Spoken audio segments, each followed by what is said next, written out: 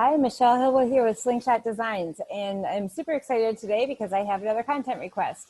So first and foremost, if anybody has a content request, please share that with me. I absolutely love responding to, just the situations and the dynamics that you guys are facing right now, rather than kind of coming up with it based off of, kind of extracting it from conversations with everyone. I like specific, kind of addressing a specific circumstance. Today is a great one. I love this content. So I'm going to read the request out to you. And it says, how does someone go about who has a great deal of experience and skill, often more than their boss or interviewer, etc., convey this experience and or demonstrate this skill verbally or written while also demonstrating humility? Note that most every company I am interested in or interview with has humility as one of their core leadership attributes. Most people interviewing me, including hiring managers, recruiters, and future team members, do not demonstrate humility in their words, tone, posture, or actions. So this is a fantastic topic, especially for now. Humility is oftentimes discussed as a personality trait, which kind of grinds my gears a little bit because it is, I get it, it's a personality trait, but more to the point, it is a core virtue. There are 6 core virtues, and each one of them has an overuse and a deficiency trait as well. When it comes to humility, the overuse is pride, and the deficiency is degradation. So finding that golden mean is so critical in leadership, to know what it's like to be true to yourself, to know what gifts you have to offer. And I am actually going to jump and tie this a little bit to spirituality, because the truth is humility's core is in spirituality. The original definition of humility is a feeling and a sense of unworthiness. Not unworthy for the job, but unworthy for the abundance and the bounty in our lives and of the blessings. And there's a real connection to spirituality there that is intentional. And it's the same can be said with anything, any of the core virtues, but certainly when it comes to humility, it's the word itself is entrenched in spirituality. So a lot of times I will see that I've noticed that people who struggle with humility, and I'm certainly can be included in this group, people who have struggled with humility, at the time that they're struggling with humility, they're often also struggling with spiritual conflict. So I guess it's just a bit of an anecdote, and probably a pretty powerful one if it applies to you. It's just a matter of whether or not you're ready to hear that. I don't know. But I will say this, it's I don't look at I don't look at it, humility, as a personality trait. I look at it as a virtue. I believe that there is a distinguishment there that's worth noting. So doing a little bit of research on how other people look at humility, it's largely looked at in terms of like a lack of pride, or a pretense, and or not thinking too highly of yourself, right? Those are kind of, I like those colloquial terms for it, or colloquial definitions for it. What I really like is the one that talks about quiet confidence. And so humility is really about, yes, you need to have the confidence. Again, you can't go into pride, and you can't go down to self-degradation. If you're in an interview and they're like, oh, tell me about your leadership, and you're like, oh, well, it's definitely an area I could use some work in, that's your self-degradation. It's probably not where you want to be, right? On the other side, you don't want to say like, oh man, I am the best leader ever. If you're not following me, you are missing out, right? Like that is probably not the best route to go either. So you really want to be in that middle ground. How do you convey humility without talking about, hey, I'm super humble? Because that's about counterintuitive and hypocritical as it gets, right? So you really want to avoid the arrogance, and humility, or displaying humility, showcasing it, really is about taking your ego out of the equation. But I do want to talk about ego for a second, because when people get to this level of pride, why does the arrogance come, or where does it come from, and why does it show through? Arrogance comes from a place of validation, a need to validate. I speak about this from personal experience. I'm not an arrogant person. I don't consider myself an arrogant person. I consider myself highly talented. Yes, I do. I really do. That's not a prideful thing. I would hope anybody who has a lot of experience in life, in profession, personal and professional experience, would consider themselves highly talented, right? That's kind of the point of life, right? You have an experience, you learn from it, you draw the lessons learned, and you gain wisdom by doing that. It's like playing a game. You level up, right? I consider myself leveled up. I consider myself kind of right where I want to be. And it was intentional. It didn't happen overnight, and it didn't happen by chance. It happened because of a culmination of experience and desire, passion, purpose, right? So I do consider myself to be a talented individual, but I don't consider myself to be arrogant by any stretch. And that does not mean, though, that I haven't been in the past. And I can kind of look on and reflect in my own life and see where I was arrogant, why I was perceived as arrogant, and what the roots were behind that. So I feel pretty confident in saying that arrogance stems from a need to validate. So and if you think of kind of the big mean bullies that maybe you've met in your life, you're going to see the same parallels there, right? It's always, arrogance is a band-aid for a void that isn't being filled. A void in somebody's life. And a lot of times arrogance comes across or is conveyed because that person is trying to validate that they belong there. That it's a kind of a trigger for an imposter syndrome, right? So a lot of times you'll see arrogance because somebody's trying to prove to themselves and to the rest of the world that they deserve something more. Whereas humility is truly the exact opposite. It is about unworthiness of the abundance and blessings in our lives. And it really, what it looks like in the workplace or on a team dynamic on a professional level, is that you don't take credit for other people's actions.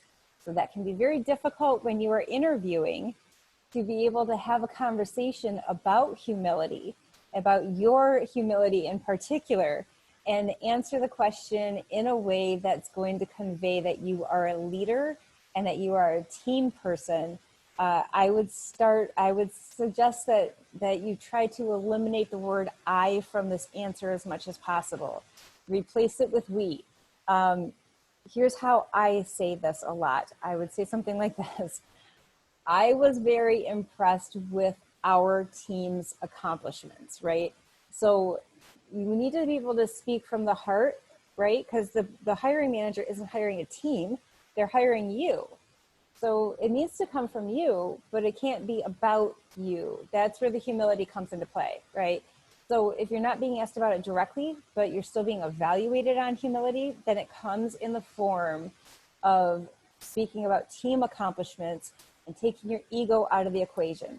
A lot of questions that you'll get asked are going to, during an interview, are looking for terms or signs of humility. So it may be something like, tell me about a time where you failed. Answer that question with the failure, the lesson learned, and your rebound resilience. So it's a very easy formula on this one, right? You start with, this is the time where I failed. What I learned was this, and the way that I applied that was the next time I used my failure and my lesson learned, and boom, I had this amazing achievement and success, right? And then on kind of just circle it all back to humility, I was so impressed with the way that the team faced the challenges that were in front of us, came up with creative solutions, so on and so forth. Really spread the glory across the team, especially if that's where it came from, right? I mean, be genuine and real about this. Don't make things up, but answer this from a team perspective, because you are a leader, and not as a leader, you're not the person you may be accountable for all of the actions of the team, but you're not the one who is responsible for the success of that team. Everybody under that team it's as a leader, it's your job to develop that team, build them up, and boost them to a place where they can make meaningful impact within an organization. That's what you want to be talking about, right? You want to be talking about the meaningful impact that they made, and you don't have to say it was because of you. If they're your team, obviously attitude reflects leadership.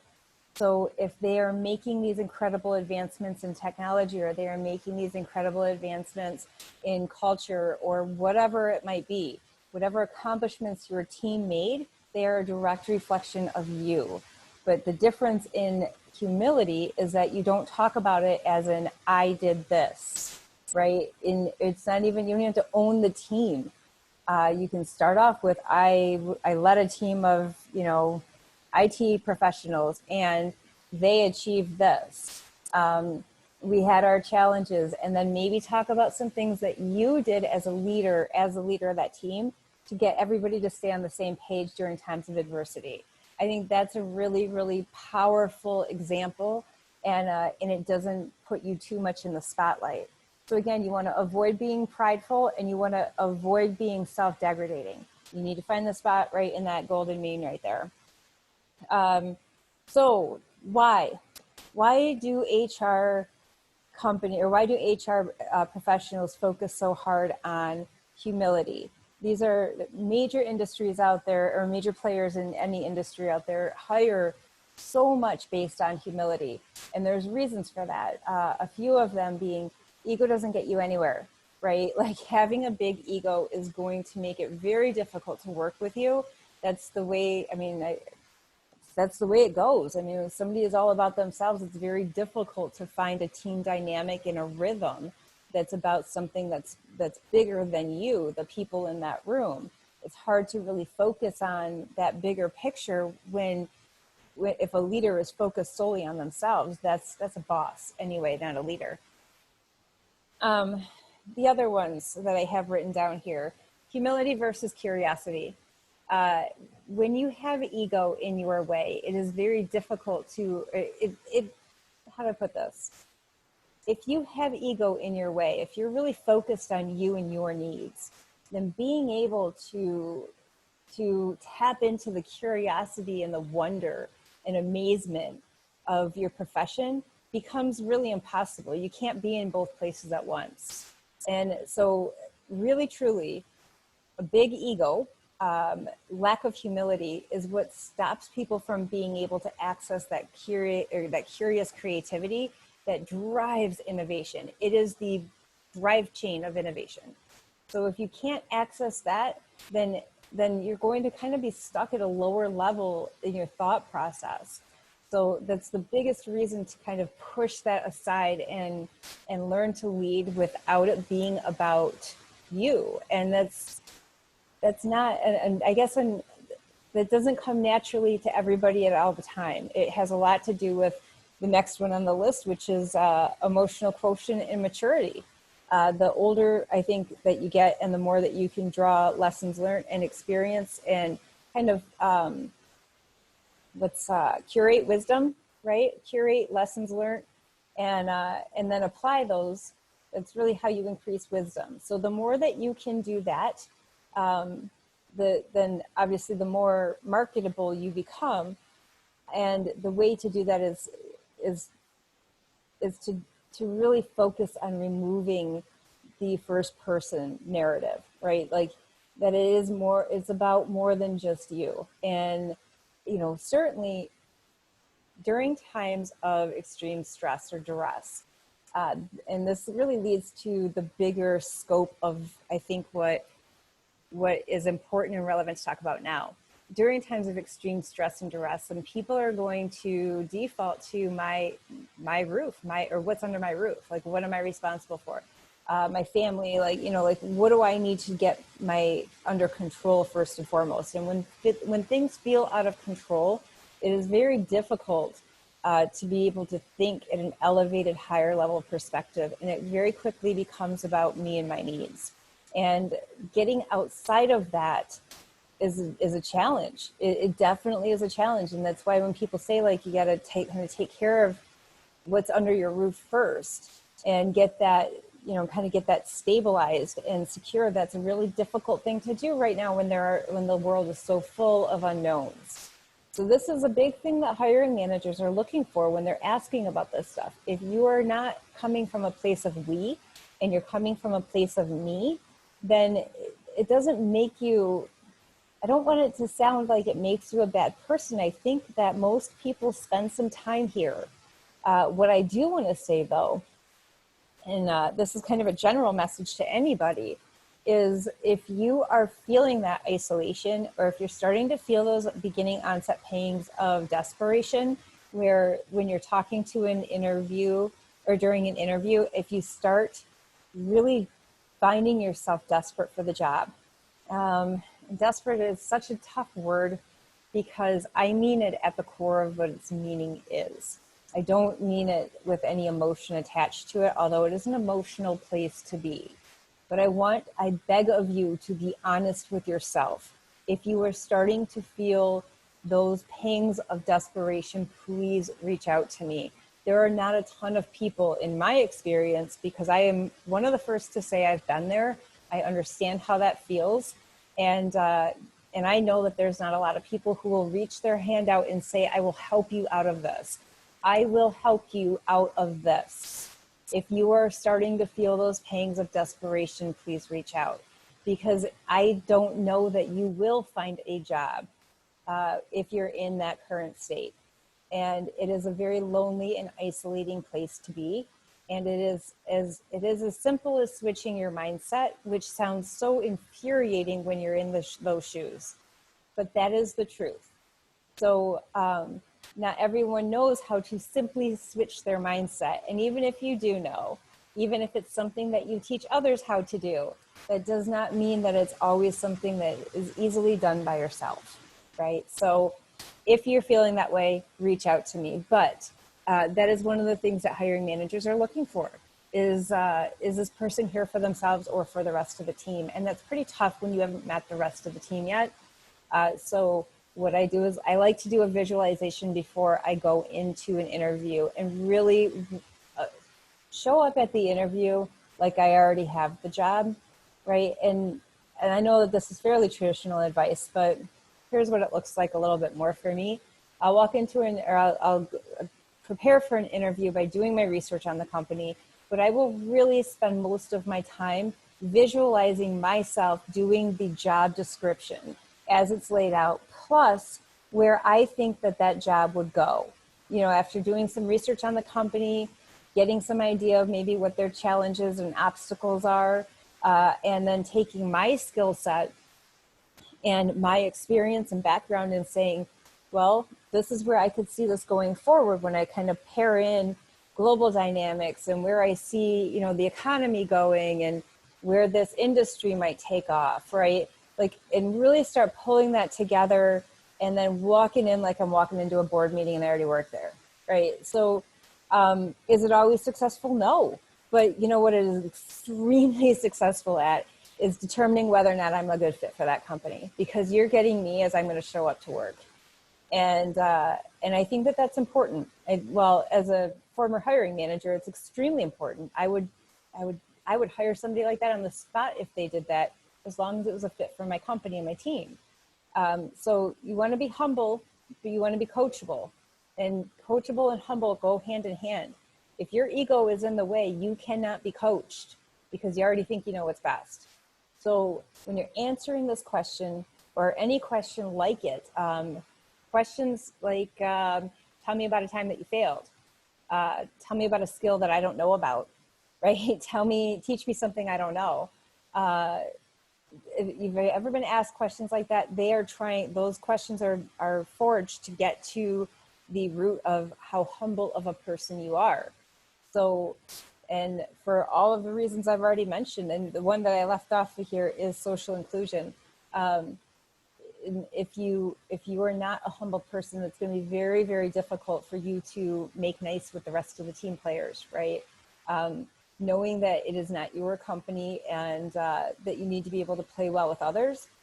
Social inclusion is pretty important there. So if you were asked if you failed, then, or if you've, tell me about a time where you failed, then tell them about a time that you failed. And again, draw the lessons learned, talk about how you, rebounded with resilience, and always, always, always tie it to what you learned out of it.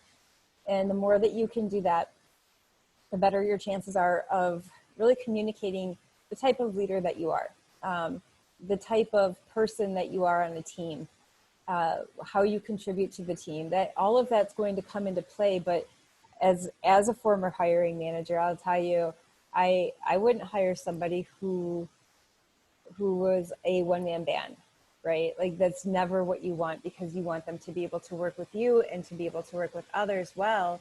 You want a leader who's going to train and coach and develop and nurture relationships. What you really don't want, and I don't think many people want in their professions, is to bring somebody in who is going to be this one-man show. It's all about me. I can do everything and I can do it myself. We're all very talented, and there's a lot that we can do. I truly believe that there is nothing that we can't learn, but we also can't do it alone. So what we want, I think what anybody who's looking to add to their team wants, is somebody who's going to take the drive and initiative, but they're not out there just seeking glory. They're not looking to take this on as their win and their personal success. And instead they're looking to spread, you're kind of asked as a leader to step up to the plate and to spread to own and be accountable for the challenges of the team, but to share the glory and the success. And that's really what leadership is all about. The true reward of leadership comes from seeing others grow. And I think that having that conversation in response to one of these questions is probably your best bet. So when it comes to soft skills, I always answer soft skills with a story. When it comes to hard transferable skills, that's where I go with metrics and numbers, charts, graphs, whatever it might be, that back up my achievements. And those I talk about in terms of my achievements. But when I'm talking about leadership, soft skills, communication, developmental skills, anything in that under that umbrella, then all of that I answer with stories. Storytelling is a really powerful tool to use here, because it kind of keeps you out of the deep end. And I don't know that, what I scored on a leadership exam isn't really going to tell you much about who I am as a person and what that looks like every day. So really telling a story and making sure that you focus on the lessons learned and reapplication of those to turn a failure to a success. And that's pretty hard to beat. And you're going to have my attention every time. So I really hope that you find this helpful. If you have any questions at all, please reach out to me. But if you do find this helpful, please like, share, comment, just engage in the conversation, and reach out for any more or for support. So again, my name is Michelle Hilla. I am the founder of Slingshot Designs. I help people to connect their roots and wings through education, collaboration, and innovation. Until next time, take care of yourselves and your neighbors.